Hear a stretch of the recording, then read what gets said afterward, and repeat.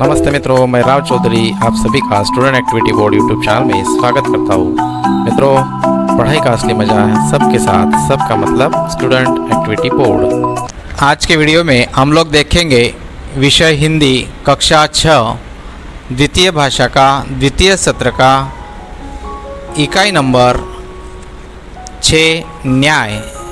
इस इकाई के सभी सवालों के जवाब स्वाध्याय के हम लोग आज देखेंगे। पहला प्रश्न है, निम्नलिखित प्रश्नों के उत्तर दीजिए। इसमें पहला प्रश्न है, वाजिद को कैसे पता चला कि बर्तन में मोहरे हैं? उत्तर देखते हैं। वाजिद जब घड़े की सील तोड़कर तेल निकालने लगा तब घड़े से सिक्कों की आवाज़ आई। उसे लगा कि घड़े में तेल के नीचे कुछ है, इसलिए उसने सारा तेल दूसरे बर्तन में निकाल लिया। इस तरह वाजिद को बर्तन में मोहरों का पता चला। दूसरा सवाल है, अली ख्वाजा और वाजिद के बीच झगड़ा क्यों हुआ? उत्तर देखते हैं। वाजिद ने अली ख्वाजा के घड़े से तेल निकालने के साथ उसमें रखी मोहरें भी निकाल ली। तेल तो उसने फिर से भर दिया पर मोहरें चुरा ली। अली ख्वाजा ने मक्का की यात्रा से लौटकर अपना घड़ा देखा तो उसमें मोहरें नहीं थी।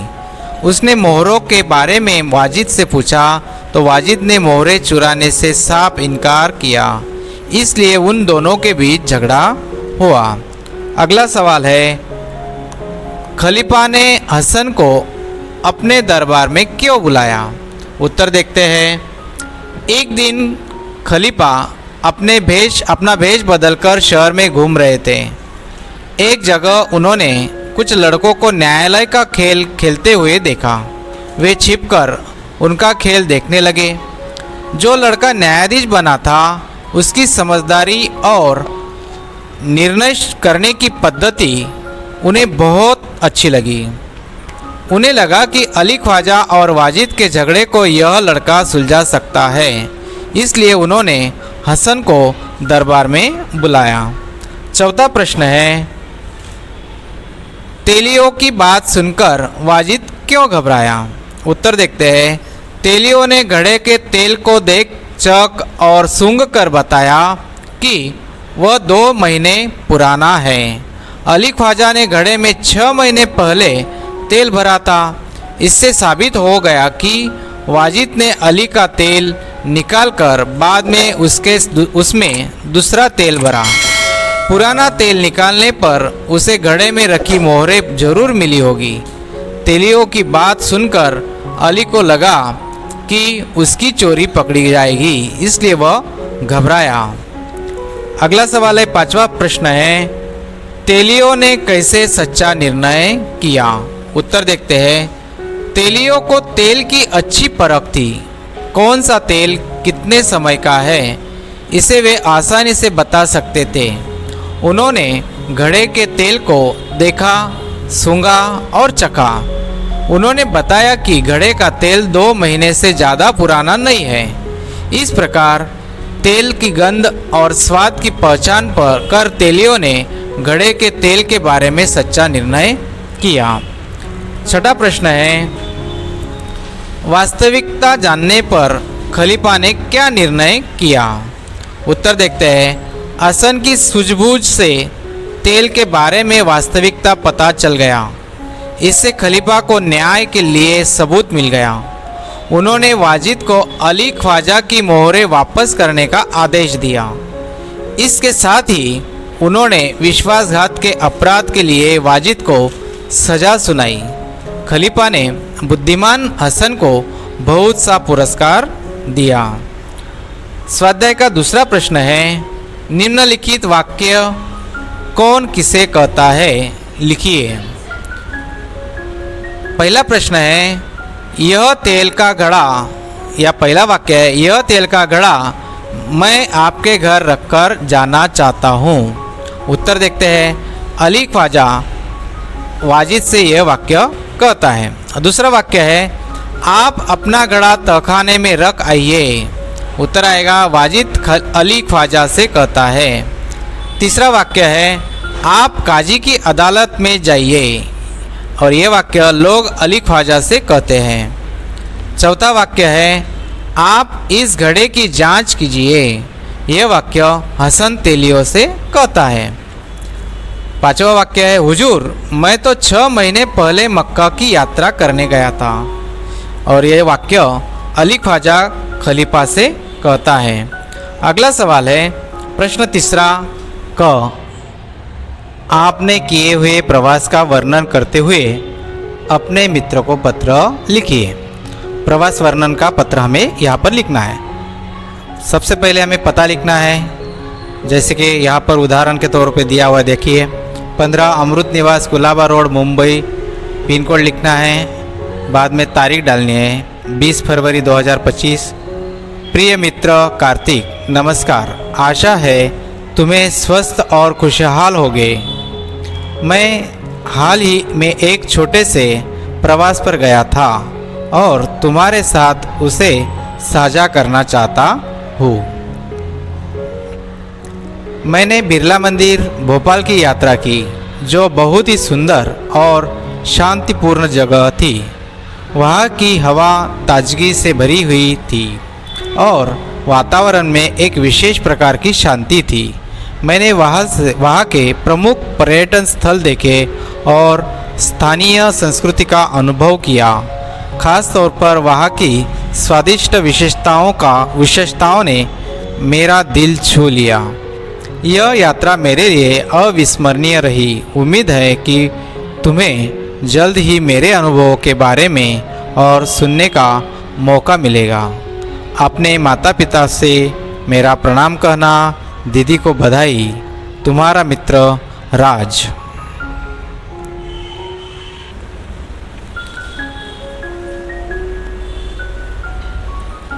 क्या तुम्हारे ख भाग देखते हैं। प्रश्न तीसरा का ख भाग, क्या तुम्हारे साथ भी कभी कोई ऐसी घटना घटी है कि तुम्हें न्याय के लिए किसी के पास जाना पड़ा हो। उस घटना को विस्तार से लिखिए। अभी इसका विस्तार या विवरण हमें यहाँ पे देखने को मिलेगा। देखिए उत्तर, कोई घटना घटी हो तो आप अपनी भाषा में भी आप लिख सकते हो। यहाँ पे एक उदाहरण के तौर पे दिया हुआ है। देखिए हमारे गांव में एक पुराने दोस्त के साथ एक छोटी सी बात पर झगड़ा हो गया। यह झगड़ा उस समय हुआ जब हम दोनों किसी मुद्दे पर अलग अलग राय रख रहे थे। यह एक ऐसा समय था जब हम दोनों के बीच विचारों की असहमति इतनी बढ़ गई कि शब्दों का आदान प्रदान तेज हो गया और मामला गुस्से में बदल गया। झगड़े के दौरान हमने एक दूसरे को अपशब्द कहे और ऐसा लगने लगा कि जैसे हमारा दोस्ती का रिश्ता टूट जाएगा। यह बात गांव की बाकी लोग भी सुन रहे थे और उन्होंने बीच में हस्तक्षेप किया, लेकिन हम दोनों का गुस्सा शांत नहीं हुआ। इस परिस्थिति में हमारे परिवार वालों ने भी इस विवाद को सुलझाने की कोशिश की, लेकिन हमारी राय में कोई बदलाव नहीं हुआ।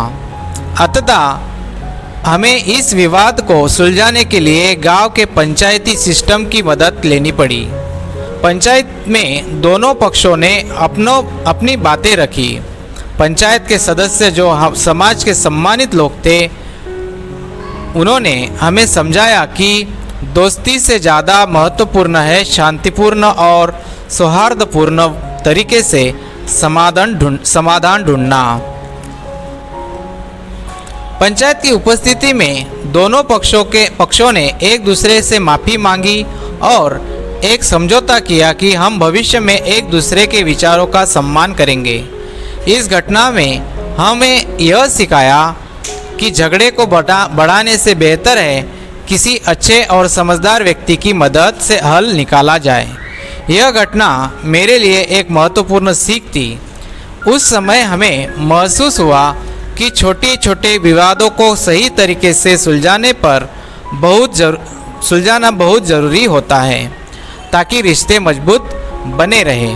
मुझे यह समझ में आया कि कभी कभी हम गुस्से में इतने अंधे हो जाते हैं कि हमें यह नहीं दिखता कि हमारी दोस्ती की कीमत क्या है। पंचायत और समाज ने हस्तक्षेप से हमारा झगड़ा सुलझ गया और दोस्ती फिर से पहले जैसी हो गई।